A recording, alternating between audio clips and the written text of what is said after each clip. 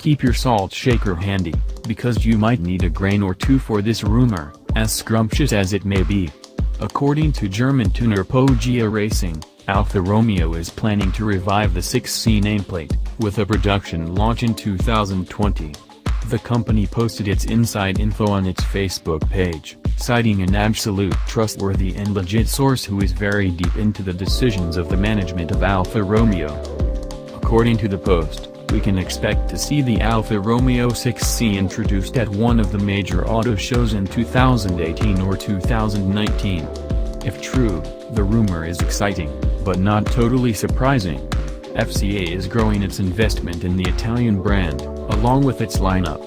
We've already learned of Alfa's plans for an SUV larger than the Stelvio, which could offer 7 seats and a mild hybrid system. The addition to the lineup of what we could assume to be a coupe larger and more expensive than the Alfa Romeo 4C, and meanwhile bringing back a classic nameplate, doesn't seem far-fetched.